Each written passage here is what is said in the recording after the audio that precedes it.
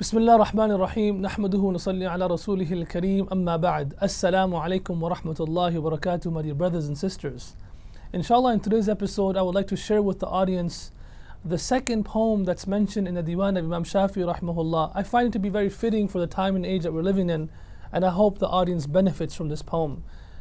Imam Shafi rahimahullah, he says, أتهزأ بالدعاء وتزدريه وما تدري بما صنع الدعاء سهام الليل لا تخطي ولكن لها أمد وللأمد انقضاء سهام الليل لا تخطي ولكن لها أمد وللأمد انقضاء فيمسكها إذا ما شاء ربي ويرسلها إذا نفذ القضاء.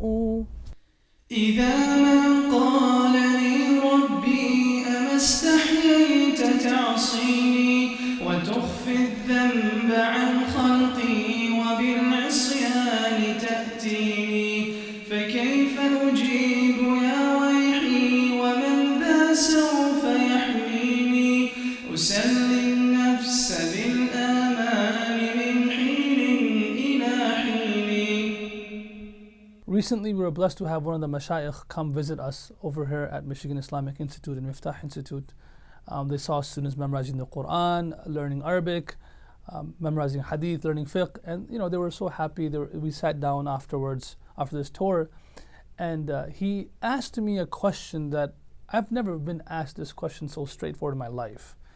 Usually when someone comes for a tour, we sit down, other questions are asked. How many students study here? How long you've been here for? How big is the building? Etc., etc. But this man, he says to me, before he asked the question, as a disclaimer, he says, I hope you don't take my question offensive. I'm asking you, how many hours a night on a consistent basis do you make dua and pray tahajjud? So I don't want an answer. But let me tell you something. If you want to achieve your goals and your objectives and you want to fulfill your dreams, then you cannot do that as an individual, as a family, as a community, as an institute, until we consistently wake up at night and cry to Allah at night performing tahajjud. Otherwise, it's a pipe dream. That when he said that to me, I started thinking. And that's when I thought about the poem of Imam Shafi rahimahullah. That sometimes the things that are most effective, we undervalue them. We underestimate them. We underestimate the value of these things. And he says in the first line, أتهزأ بالدعاء وتزدريه وما تدري بما صنع الدعاء. He says, oh my friend, do you really, when someone asks, when you're about to buy a building for a project or something, so for example, you have a new project coming up and you say, inshallah, we're going to do this, it'll be $1 million. And you say, how are you going to do that? It's inshallah, Allah make it easy. They have this, really, I know Allah is going to do it, but really how are you going to do it? Like the next question comes. That's what he says of أَتَهْزَأُ بِالدُّعَى. Haza'a means to like mock. You smirk when someone presents you that I'll make dua, Allah will make it happen. أَتَهْزَأُ بِالدُّعَى وَتَزْدَرِيهِ. And then you undermine and undervalue it, underestimate it. He says, وَمَا تَدْرِي بِمَا صَنَعَ الدُّعَى. Brother, you don't even know the power of this dua you can make at night. You cannot even comprehend the power of this dua at night. He says, سِهَامُ اللَّيْلِ لَا تُخْطِي وَلَكِنْ لَهَا أَمَدٌ وَلِلْأَمَدِ انْقِضَاءُ. He says, my dear, the dua that you make at night, is like an arrow that never misses the bullseye. It's going to hit it every single time. You will get what you want when you make dua at night and cry in front of Allah. Maybe not right away, but when the time comes, you will get it. This is the power of night. This is the power of the dua of the night. That is why, my brothers and sisters in Islam, today we're making all this effort, which is good during the day. And that when that sheikh came, he made me think, we have meetings and we have this and that happening in our life. And we look at Sahaba, they were described as لُيُوثٌ بِالنَّهَارِ رُهْبَانٌ بِاللَّيْلِ. They were lions during the day, meaning they were moving, they were consistently doing things, they were doers. But their real power and their real strength, they derived from night. They derived from the night. When they used to wait for the night like a mother waits for her child after school. A mother waits for her 5-year-old child, or a child that just went to kindergarten. After 8 hours, the hug that they have, they're like, oh, I finally saw you again. Or a husband waits for his wife after months of separation and seeing each other. Imagine these people were people that couldn't wait for the night, because night was for them a means of getting closer to Allah, conversating with Allah when nobody was around. It says about them, Ahlul layli fi laylihim aladhu min ahlil laghwi fi laghwihim.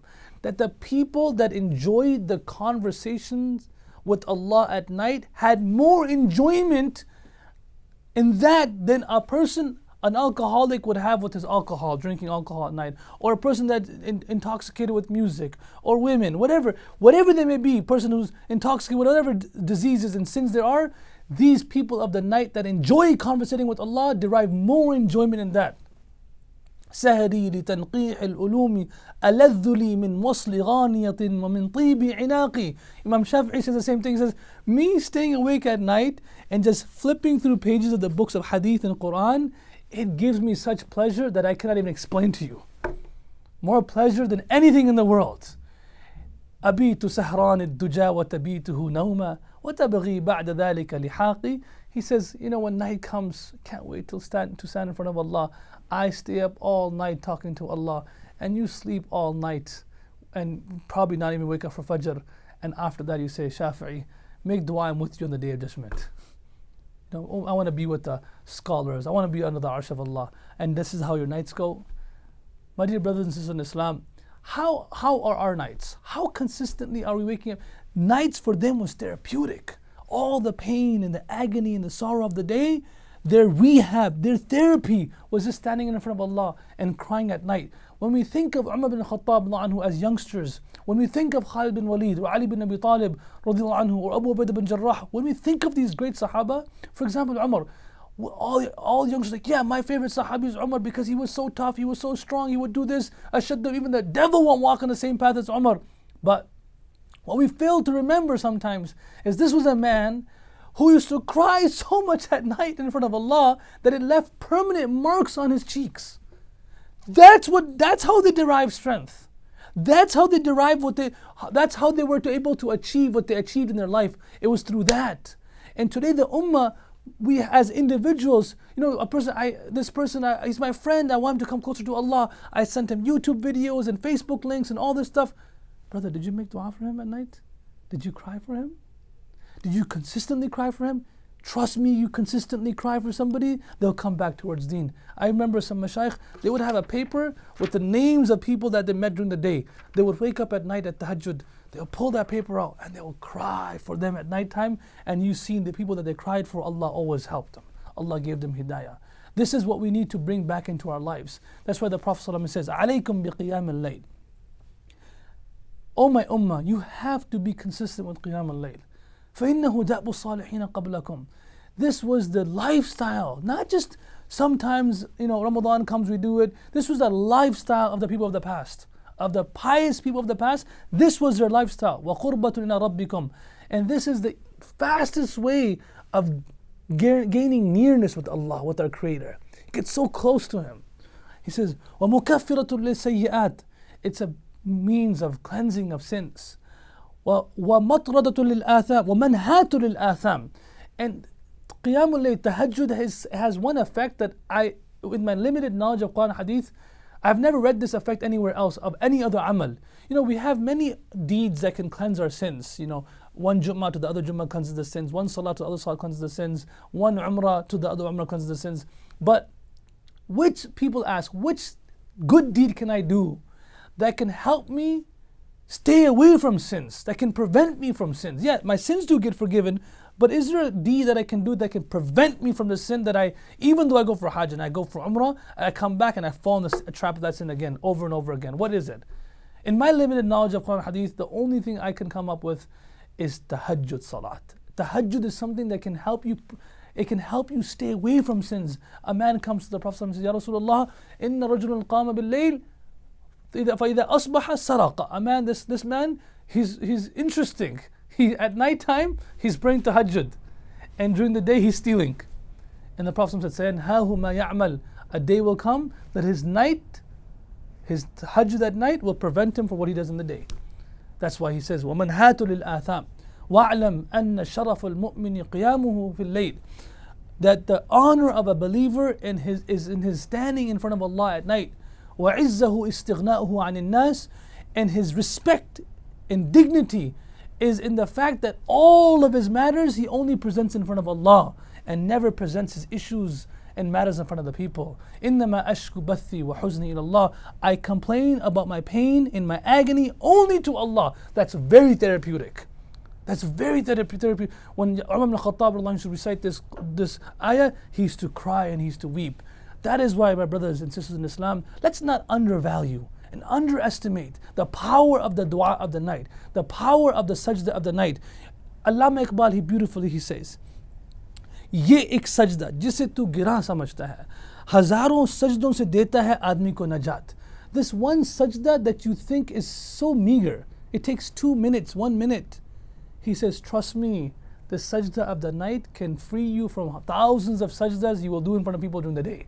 It can free you from knocking on 1,000 doors during the day. Call this person and call that person. Can you call that dude? No, you just talk to Allah. Allah will take care of the rest. He says another place, he says, Attar ho, Rumi ho, Razi ho, Ghazali ho. It doesn't matter if you're Attar or Rumi or Razi, great scholars. If you want to become like them, like students of knowledge, want to become the next Ghazali, want to become the next great scholar. He said, if you want to achieve that, kuch haat nahi aata, be aahe sahar gahi. Trust me, don't even think about it. You can't achieve that until you wake up at night and cry in front of Allah. You can't do it.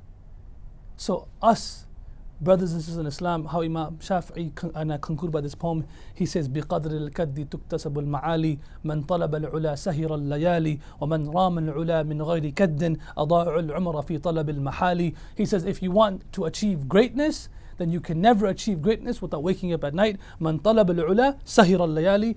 Of the man or the woman who achieves greatness, the litmus test, if his vision and his direction is correct and he can achieve that, is the fact that he's waking up or she's waking up at night and crying in front of Allah. Now, brothers and sisters in Islam, if my son is disobedient to me, we've tried everything. We took him to shuyukh, we took him to therapists, we took him everywhere. Let's take a step back. Do that as well. No one's saying don't do that. But let's get up at night and cry in front of Allah. Let's see the power of that. You know, let's start seeing my wife is not acting properly with me, or my husband is disrespecting me. Instead of just always trying all these other sources that we should, marriage counselor, this counselor, let's get up in at night and just present our problems to Allah. And you will see, and I will see the effects and the results that are unimaginable. They're just, you cannot even explain the results of the power of the dua and the power of the sajda at night. Allah make us among those who can consistently make it part of our life that we wake up at night and we have certain part of the Quran that we have to read, certain du'as, half an hour, 20 minutes, and we have certain 4 rakats of tahajjud or 2 rakats of tahajjud. And as a note of hope, if we make it part of our schedule and say you miss it once in a while because you were sick, you were tired, you came back from a journey, it comes in hadith. This is only, Allah has blessed this ummah with so many blessings. It comes in hadith. A person who has certain a'mal and adhkar that he or she has set out for themselves at night and cannot fulfill them, if they do it between Fajr and Dhuhr of that day, they will get the same reward as if they did it at night time. This is not for that person who puts his Apple alarm on every single night and snoozes it, and forgets, I gotta do it. Not for that person, but a person who, tries and he doesn't do it. Every night we should sleep with an intention of waking up and standing in front of Allah and crying in front of Allah. Inshallah, you and I, we will all see the results of this, and we will be so happy with the results. Allah make it easy for us to act upon whatever was said. Make us a people that make effort during the day and even make effort during the night. And combine these 2 efforts, we will see the results that we want to achieve. We will see our dreams come true. Wa akhiru da'wana alhamdulillah alameen.